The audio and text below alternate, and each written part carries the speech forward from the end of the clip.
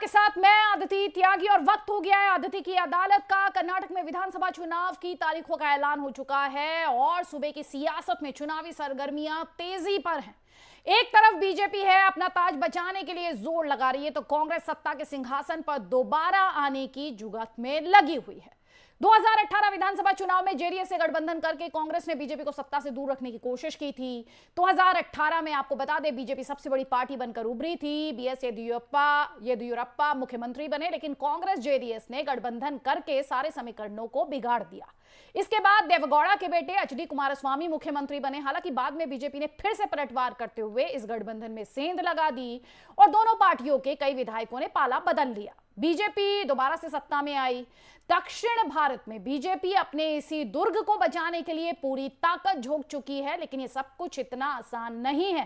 कांग्रेस भी पलटवार की पूरी तैयारी कर रही है। दोनों ही पार्टियां भ्रष्टाचार पर वार करने की, चोट करने की बात कर रही हैं। एक तरफ प्रधानमंत्री नरेंद्र मोदी विपक्ष को कह रहे हैं कि ये भ्रष्टाचारी बचाव आंदोलन चलाते हैं, तो दूसरी तरफ कांग्रेस कर्नाटक में 40% कमीशन वाली सरकार को उखाड़ फेंकने का धम यहां पर भर रही है। तो क्या कांग्रेस पार्टी उखाड़ फेंकेगी? इसके इस दावे में कितनी सच्चाई है, बात करेंगे। बीजेपी और कांग्रेस दोनों के ही नेता हमारे साथ होंगे, लेकिन उससे पहले रिपोर्ट देखिए आप।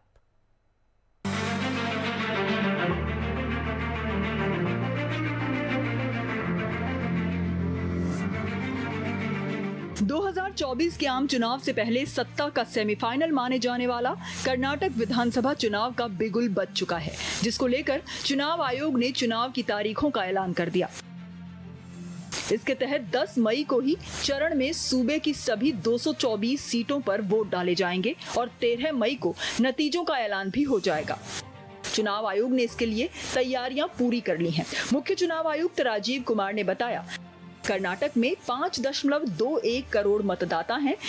इनमें 9.17 लाख वोटर्स पहली बार वोट डालेंगे। 1 अप्रैल 2023 को जो लोग 18 साल के होंगे वो भी वोट डाल सकेंगे। इसके लिए एडवांस एप्लीकेशन मंगवाई गई थी। कर्नाटक के चुनावी समीकरण की बात करें तो इस बार भी मुकाबला बीजेपी, कांग्रेस और जेडीएस के बीच रहेगा। पिछली बार यानी 2018 में जेडीएस और कांग्रेस ने अलग अलग चुनाव लड़ा था। चुनावी नतीजों के बाद दोनों दलों ने गठबंधन कर लिया। हालांकि सत्ता जाने के बाद जेडीएस कांग्रेस का गठबंधन टूट गया। दोनों एक बार फिर अलग अलग चुनाव लड़ेंगे। 2018 में बीजेपी को कुल 104 सीटें मिली थी, जिनमें से उसे कुल 64 सीटों का फायदा हुआ था। वहीं कांग्रेस को 78 सीटों से ही संतोष करना पड़ा था। कांग्रेस को 44 सीटों का नुकसान हुआ। वहीं 3 सीटों के नुकसान के साथ जनता दल सेक्युलर को मात्र 37 सीटें मिली थी। 104 सीटों के साथ सबसे बड़ी पार्टी होने के बावजूद बीजेपी की सत्ता ज्यादा दिन नहीं चल पाई और फिर कांग्रेस और जेडीएस ने गठबंधन कर सरकार चलाने का असफल प्रयास किया। तो चलिए, इस बार बीजेपी एक बार फिर से सत्ता में कमबैक करेगी या कांग्रेस पार्टी सेंध लगाने में कामयाब हो जाएगी? ये बड़ा सवाल है। मुद्दे क्या रहेंगे आप समझ ही रहे हैं, देख ही रहे हैं कैसे एक बार फिर से भ्रष्टाचार की पॉलिटिकल न्यूज़स्केप में अगर बात की जाए, नैरेटिव में, पोल पिच में बात की जाए तो वापसी हुई है। 2 खास मेहमान इस वक्त हमारे साथ हैं। कांग्रेस पार्टी का पक्ष रखने के लिए हमारे साथ मोहम्मद हारिस, जो कि कांग्रेस पार्टी की कर्नाटका यूथ कांग्रेस के प्रेसिडेंट भी हैं, और हमारे साथ विवेक रेड्डी जी हैं, बीजेपी के प्रवक्ता हैं। आप दोनों का बहुत बहुत स्वागत है। मेरा पहला सवाल मोहम्मद हारिस आपसे है, और सवाल आपसे सिंपल सा है। यहां पर बीजेपी दावा कर रही है कि वो वापसी कर रही है। आप अपने दावे पर, आपकी पार्टी के तमाम नेता कह रहे हैं कि कांग्रेस पार्टी बीजेपी को सत्ता से बेदखल कर देगी। आप कितने कॉन्फिडेंट यहां पर, और साथ ही आपके इस दावे का आधार क्या? बहुत बहुत धन्यवाद मेरे को ये शो पे लेके आने के लिए। पहला चीज, बीजेपी परसेप्शन बेस पे नहीं चलने वाली है। लोग 40% सरकार से तंग आ गए हैं। किसी बच्चे से भी पूछे ये सरकार के बारे में, वो बोलेंगे 40%। ये सिर्फ और सिर्फ करप्शन बेस्ड पार्टी है और ये सेंट्रल लीडरशिप के ऊपर बहुत भरोसा रखते हैं। मगर साउथ इंडिया का हिस्ट्री देखे, कभी भी वो रीजनल और लीडर बेस्ड होता है। हमारा कर्नाटका में लेके हिस्ट्री आज तक कभी भी इंडिविजुअली 112 मार्क पे वो लोग कभी आए नहीं। मैक्सिमम 105 सीट्स आए। उसके ऊपर जितने भी हमारा लोगों को खरीद के, जेडीएस का लोग को खरीद के ये गवर्नमेंट बनाए।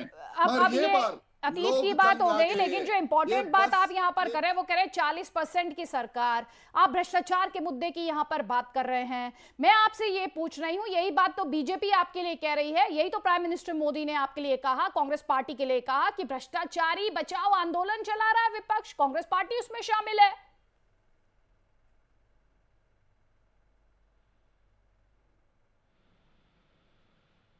मोहम्मद हारिस,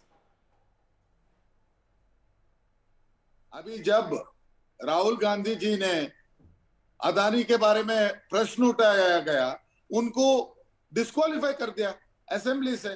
ये कौन भ्रष्टाचार का विरुद्ध है? हम भ्रष्टाचार के विरुद्ध है। वो लोग जो भ्रष्टाचार कर रहे हैं उसके बारे में कोई बात भी नहीं कर सकता है, वैसा इनका नीति है। हमारा उसमें जो कांग्रेस रिजीम था, जो भी गुनहगार था उसको अरेस्ट करवाया था, जेल में डाला गया था। मगर इधर स्कैम के ऊपर स्कैम हो रहा है, मगर कोई रेस्पॉन्सिबिलिटी नहीं ले रहा है, कोई लीडर के ऊपर नहीं आ रहा है। ये क्यों नहीं हो रहा है? Without a government official, without the government in Karnataka, let me take example of Karnataka, PSI scam होता है, डीजीपी अरेस्ट होता है, मगर मंत्री नहीं अरेस्ट होता है, डीजीपी अरेस्ट होता है। नंबर 2, एमएलए का बेटा का घर में 8 करोड़ रुपए बेड के नीचे पड़ा मिलता है, 1 महीने के बाद एमएलए अरेस्ट होता है।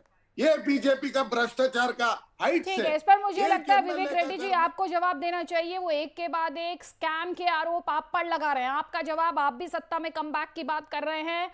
40%, 40% सरकार, सीधे तौर पर कट्स और कमीशन की बात यहाँ पर, वो आरोप आपकी पार्टी पर, और साथ ही अलग अलग स्कैम्स।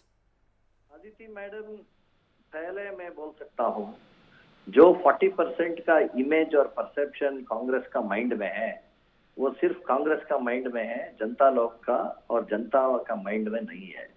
ये कांग्रेस का illusion, it's a dream of the Congress, this 40% theory.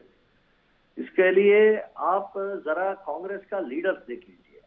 You see DK Shiv Kumar, आप डीके शिव कुमार को देख लीजिए, उसका भ्रष्टाचार का महा अवतार है डीके शिव कुमार। उसके पास इतना भ्रष्टाचार का केस है, डिस्प्रोपोर्शनेट एसेट्स का केस है, हम तंग लगता है, हम वी आर शॉक्ड। ऐसा माहौल, इतना करप्शन केसेस है।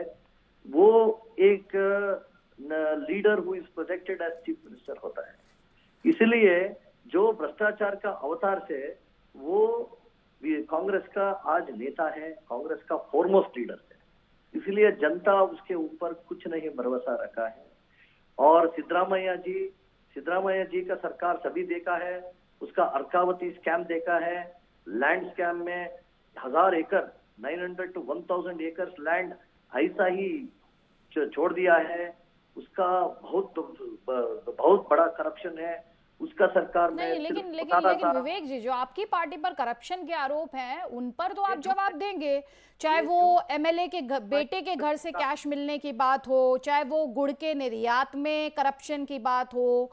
इसके अलावा बाकायदा 16 जनवरी 2023 कर्नाटक स्टेट कॉन्ट्रैक्टर्स एसोसिएशन के प्रमुख ने प्रेस कॉन्फ्रेंस में कहा कि सरकार के कई मंत्री और विधायक रिश्वत की मांग करते हैं। बाकायदा ऑडियो क्लिप और व्हाट्सएप का दावा किया गया, मान्यता प्रमाण पत्र देने के लिए रिश्वत की बात की गई, और ये मामला तो प्राइम मिनिस्टर मोदी तक पहुंचा। टेंडर अमाउंट में 30% कमीशन के आरोप लगे, तो लिस्ट तो लंबी है। Aditi madam, first of all, जो कॉन्ट्रैक्टर एसोसिएशन का प्रेसिडेंट केम्पन्ना ने वो झूठ आरोप लगाया, उसके झूठ आरोप के ऊपर क्रिमिनल डिफेमेशन केस लगा के उसको अरेस्ट हो गया था। उन्होंने ये प्रेस कॉन्फ्रेंस सिद्धरामैया का घर का बाहर किया है, सिद्धरामैया जी का इंस्ट्रक्शन है लेके किया है, वो पपेट है सिद्धरामैया जी का। इसीलिए ये पॉलिटिसाइज और कांग्रेस कॉन्ट्रैक्टर एसोसिएशन का जो स्टेटमेंट है वो पूरा बुरा है। वी कैन नॉट एक्सेप्ट दो स्टेटमेंट्स। बट टुडे, आज का प्रश्न क्या है कर्नाटक चुनाव में? आज का प्रश्न है who is a credible leader, जो लीडर भरोसा रखता है जनता लोग, वो लीडर कौन है? वो लीडर है बीजेपी में, भारतीय जनता पार्टी में। और सिद्धरामैया जी के ऊपर और डीके शिव कुमार जी के ऊपर कुछ नहीं भरोसा है जनता लोगों को। ठीक है, बार बार डीके शिव कुमार का जिक्र करें, मैं इस पे एक जवाब लेना चाहती हूँ मोहम्मद हारिस से। और डीके शिव कुमार का जब जिक्र कर रहे हैं विवेक जी, उनका एक वीडियो वायरल हो रहा है, वो नोट बरसा रहे हैं, डीके शिव कुमार के करप्शन पर सवाल उठ रहे हैं, वो जो वीडियो वायरल हो रहा है उस पर क्या कहेंगे आप? किसी पे नहीं बरसा रहे, उधर से वो गॉड का वो ये जा रहा था मूर्ति, उसके ऊपर वो रखने गए, वो हाइट ज्यादा था, उनको समझ में नहीं आया, वो छोड़ के वो नीचे गिर गया। वो कोई बरसाने का कितना लाखों रुपए बरसाए क्या? 2000 या 3000 रुपए उधर दिए थे, उतना ही हुआ था। वो बड़ी बात ही नहीं है। See, BJP is trying to politicize every single situation, trying to communalize every single situation. The hatred politics, the corruption politics, the people of Karnataka are sick and tired. And here, Modi, Amit Shah is not going to sell here. Here, they do not have a single state leadership. They had a very good leader, Yediyurappa ji. They sidelined him and put him down. अच्छा, अब आपको येदियुरप्पा की चिंता हो रही है? कभी आप येदियुरप्पा के ऊपर ही करप्शन के आरोप लगा रहे थे मोहम्मद हारिस जी, क्या बात कर रहे हैं आप? आज बहुत सहानुभूति हो रही है आपको, और उससे जो आप पहले जो आरोप लगाते थे, अब आज जब ये बातें कह रहे हैं, सहानुभूति दिखा रहे हैं, तो उसमें तो विरोधाभास है। और फिर वो करप्शन की लड़ाई पर भी आपके डबल स्टैंडर्ड्स की तरफ इशारा करता है। हम क्या बोल रहे हैं, वो एक बहुत अच्छा लीडर थे, उनका नीति रिवाज से हम नहीं मानते, हम उसके लिए कांग्रेस में है, वो बीजेपी में है। We don't believe in his ideology, we don't believe in his style, but a senior leader like him, जो पार्टी को 0 से सत्ता तक लाया, उनको साइडलाइन करके बिठा दिया और बोम्मई को लेके आ गए। और बोम्मई का फेस वैल्यू पे क्यों नहीं जा रहा है इलेक्शन? आज क्यों फिर से मोदी अमित शाह का फेस वैल्यू पे लड़ रहे हैं? अमित शाह जी आके बोले 6 महीने पहले कि हम ये इलेक्शन लड़ेंगे मोदी बोम्मई जी का फेस पे, अभी बोल रहे हैं नहीं हम मोदी जी का फेस पे लड़ेंगे, मोदी जी का डेवलपमेंट्स पे जाएंगे। सर मैडम, जो कर्नाटका में जो ये लोग हाफ बेक इनॉग्रेशन कर रहे, एयरपोर्ट कंप्लीट नहीं हुआ इनॉग्रेशन कर रहे, मेट्रो कंप्लीट नहीं हुआ इनॉग्रेशन कर रहे, मैंगलोर मैसूर हाईवे कंप्लीट नहीं हुआ इनॉग्रेशन कर रहे। क्यों कर रहे? क्योंकि इनको पता है कि ये वापस गवर्नमेंट पे नहीं आएंगे, सत्ता पे नहीं आएंगे, ये इनॉग्रेट नहीं कर पाएंगे। ठीक है, जवाब लीजिए, अब जवाब लीजिए। इनके 2 सवाल है विवेक रेड्डी जी, इन्होंने 2-3 सवाल उठाए। एक तो इन्होंने ये कहा चीफ मिनिस्टरशिप के लिए आपका फेस, और दूसरा इन्होंने ये कहा कि कांग्रेस का काम और बीजेपी ले रही है उस पे नाम। अदिति जी, पहला सवाल जो अनकंप्लीट प्रोजेक्ट्स ने मोहम्मद हारिस ने उठाया है, ये बेंगलोर मैसूर रोड जो ओपन किया है, ये पूरा चालू है, 140 किलोमीटर तक पूरा चालू है। It is open freeway for 140 kilometre, 8 lane freeway. Minded, Congress did not do it for 75 years. Congress सिर्फ बैठ के एक सिंगल लेन रोड बना दिया था बेंगलोर टू मैसूर। अभी नया इंफ्रास्ट्रक्चर डाला है, न्यू हाईवे डाला है, और पूरा हाईवे चालू है। सेकेंड, एयरपोर्ट टर्मिनल नंबर 2 पूरा चालू है। All flights are landing in terminal number 2। Air Asia flights are being operated from terminal number 2. All the aero bridges, पूरा aero bridges are operative. All canteens are open. क्या बोल रहे हैं? क्यों सिर्फ WhatsApp देके बोल रहे हैं? और मेट्रो लाइन भी ओपन है। इसीलिए हाफ बेक प्रोजेक्ट्स जो सवाल उठाया है, जो झूठ बोल रहे हैं, I don't think we can accept all this. Number 1. Second is, ये डीके शिव कुमार का मनी थ्रोइंग इंसिडेंट जो वायरल हुआ है, क्या ये बहुत चाइल्डिश एक्सक्यूज दिया है मोहम्मद हारिस ने, जो it was thrown for the God from height? क्या बात है? ऐसा पैसा, ऐसा उसका ये सिर्फ एरोगेंस ऑफ पावर है, अहंकार है। अहंकार, इसको कांग्रेस लोग को जो पावर नहीं है और भी अहंकार है। अरे विवेक जी, लेकिन जो पावर नहीं उसका अहंकार कैसे होगा? ये उसका संस्कृति है, एंड यू कैनॉट जस्टिफाई। आप बोलना है दिस इज रॉन्ग, कोई बात, कोई इंसिडेंट उसका एक्सेप्ट करना है ये रॉन्ग है। You cannot justify this incident. इसीलिए हमारा बीजेपी फेस को जो बोला है, Bommai is a face for development.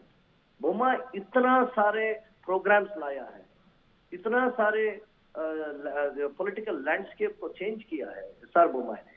Today he is the face for Karnataka. There is no comparison for Bommai. और आप तुलन करता है, you cannot compare DK Shivakumar and Siddaramaiah government faces with Bommai and BJP leaders. ठीक है, आप जो सवाल उठा रहे हैं इस पे मैं मोहम्मद हारिस से जवाब ले लेती हूँ। फेस वैल्यू की बात आप कर रहे हैं, लेकिन आप किसके फेस वैल्यू की बात कर रहे हैं? अभी आपने सुना बीजेपी ये कह रही है, मिस्टर रेड्डी ये कह रहे हैं कि आप सिद्धारमैया का कंपैरिजन नहीं कर सकते बोम्मई साहब के साथ। आप किसके फेस वैल्यू पर हैं? आप क्या तो डीके शिव कुमार हैं, सिद्धारमैया हैं, दोनों में नहीं बनती है। इसके अलावा कई नेता हैं स्टेट लेवल के। हमारा पास एक नेता नहीं, एक फौज है हमारा पास डीके सर है, हमारा पास सिद्धरामैया जी है, हमारा पास हरिप्रसाद है, हमारा पास एमबी पटेल है, ईश्वर खंड्रे है। सब एक नाम लिया हूं मैं, वो एक भी स्टेट लीडर है जो हर कम्युनिटी से बिलोंग करते हैं। We have a collective leadership, we will go for election with collective leadership. And Congress ने आज तक कहीं पे भी कांग्रेस में सीएम कैंडिडेट अनाउंस करके नहीं गए, एक्सक्लूडिंग पंजाब। सब जगह पे इलेक्शन के ये कह रहे हैं हम सीएम कैंडिडेट अनाउंस करके नहीं जाते हैं मिस्टर रेड्डी, इनका क्लेम ये है। आपका जवाब? ये कलेक्टिव लीडरशिप का जो फ्रंट लगाया है मोहम्मद हारिस जी ने, मोहम्मद हारिस जी को थोड़ा याद करना है। We have to remember that हर एक दिन 6 महीने से 9 महीने से कांग्रेस में डीके शिव कुमार और सिद्धरामैया का ये रेस कैसा है, उसका फाइट कैसा है, उसका इनर स्ट्रगल और इनर फ्रिक्शन कैसा है, बहुत लड़ रहे हैं दोनों लोग।